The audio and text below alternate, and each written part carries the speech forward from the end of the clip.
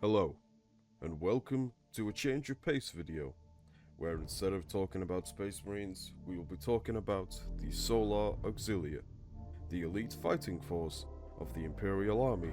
during the Great Crusade and Horus Heresy. The Solar Auxilia.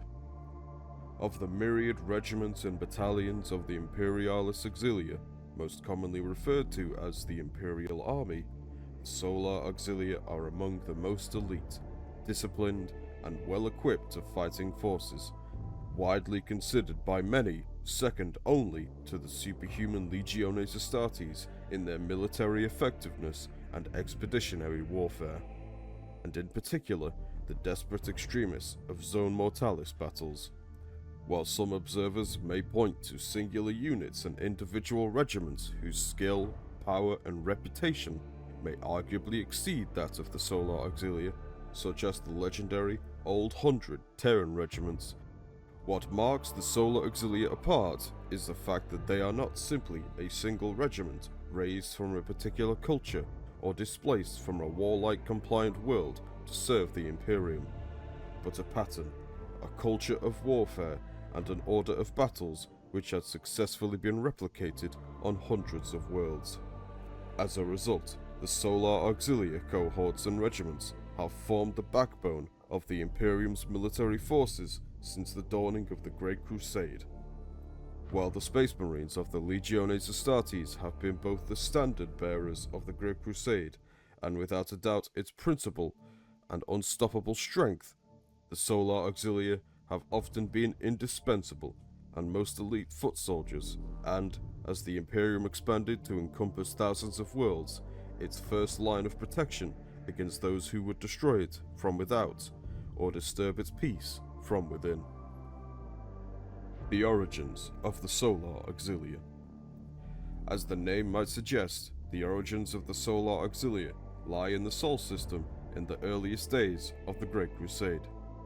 No doubt from the very beginning, the Emperor realized that while his Legiones Astartes would be his foremost agency of war and conquest, the sheer scope of the undertaking of the Great Crusade, no less than the liberation of the entire galaxy, would require far more manpower, spread over a wider area than even hundreds of thousands of Space Marines could hope to achieve, simply because they could not be everywhere at once, nor would they be best served by undertaking roles ably filled by ordinary humanity. From this reality, the Exertus Imperialis was born. Billions of second line and support troops, functionaries, laborers, void crew, logisticians, alamonas, adepts and staff officers, and the countless quantities of weapons, equipment, and war machines, void conveyances, and warships they needed, all to make the Great Crusade a reality. Where the Space Marines were to be foremost the hammers of the Great Crusade, the Solar Auxilia were to be its pioneers and void-faring guardians. They were constituted as mass-heavy expeditionary forces, and their primary stratagem of conquest was to conduct a planetary landing, to fortify the landing zone against all possible counterattacks, and in doing so to challenge local forces to a grueling campaign or to surrender without bloodshed. Few cultures were willing to oppose such landings, but those that did were forced to contend with a fully entrenched, superbly equipped and highly motivated enemy, which would invariably prove all but impossible to expel. The Solar Auxilia would also serve alongside the rogue traders and in the expeditionary fleets, both as aggressors and as explorers, and as such they would need to be disciplined, trained, and well equipped considerably beyond the level of the average militia soldier. Once compliance over an area of space had been achieved, and in battlefronts of the Great Crusade had moved on, it was also to be the Solar Auxilia, with their own fleets and assigned warships, that would guard those worlds and star systems that were now a part of the growing Imperium from marauders from without, and rebellion from within. Only when compliance was guaranteed beyond doubt would the Solar Auxilia oversee the creation of locally raised Imperialis militia forces, allowing them to redeploy to the leading edge of the Great Crusade once more.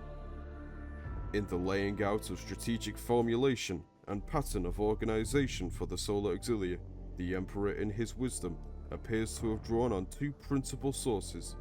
the great military forces of the Unification Wars of Terra and the Saturnine Ordo.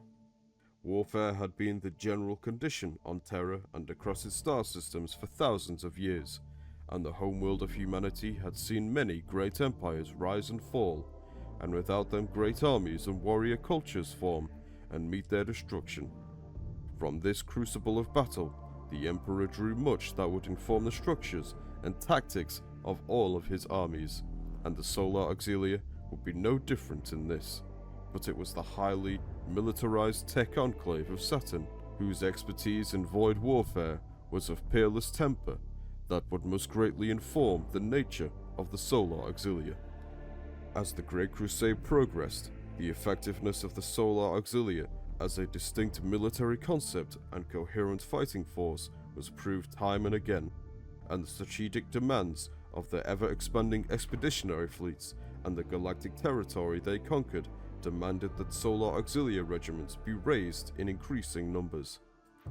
The Terran system alone could not meet this growing demand, and so the Solar Auxilia pattern was used as an imprint elsewhere, and soon regiments of larger cohort formations were being raised across the Imperium,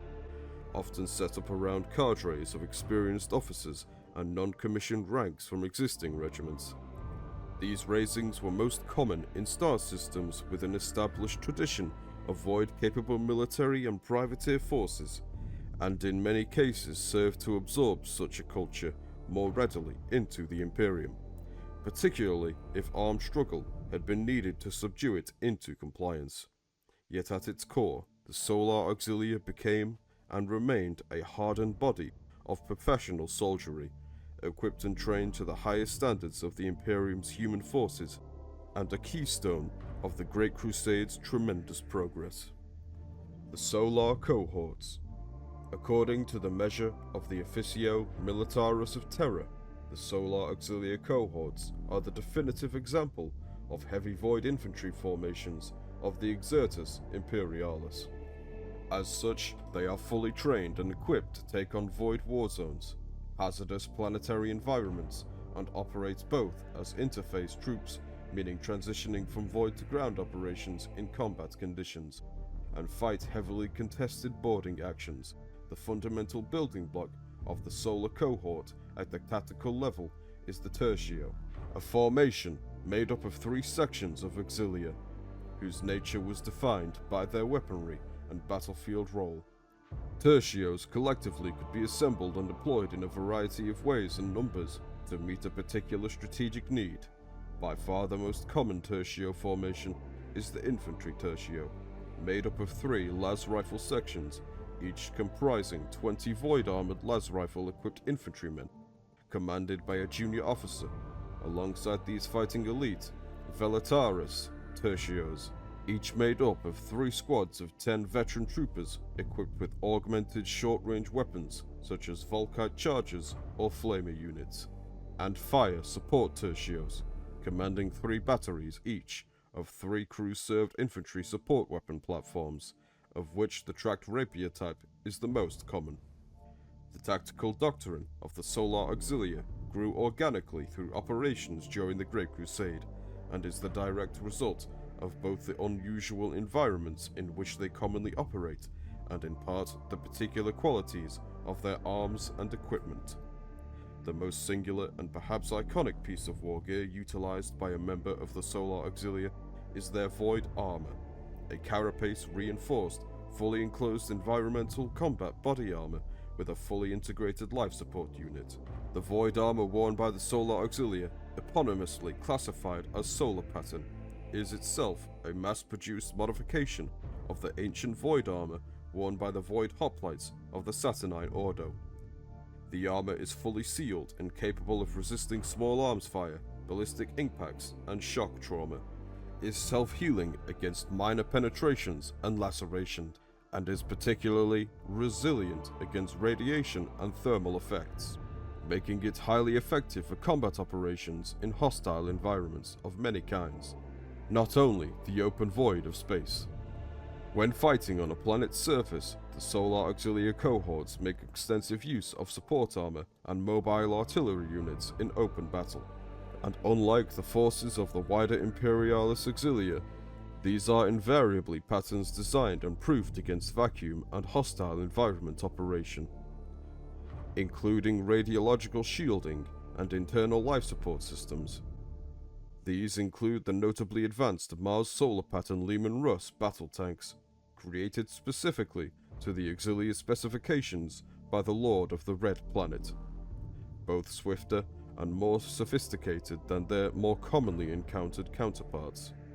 as well as semi-automata, variant Basilisk and Medusa artillery tanks mounted on those same environmentally sealed Lehman Russ chassis. Solar Auxilia cohorts are also renowned for their routine deployment of prefabricated defense works, fortifying any encampment they make or outpost they construct, however temporary. A standard operating procedure born of extensive deployments on unknown worlds far from ready aid. Most Solar Auxilia cohorts also feature at least one fully equipped heavy armored sub-cohort within its ranks, whose armory contains numerous types of general battle units such as the Malcador and the Baneblade, as well as vehicles reserved for more specialized roles as the Shadow Sword and Stormhammer. It is notable, however, that more specialized siege formations, such as static artillery batteries, are rarely included within a cohort's regular order of battle, as siege duty and attrition warfare was largely considered a waste of Solar Auxilia's particular capabilities by Strategic Command during the Great Crusade,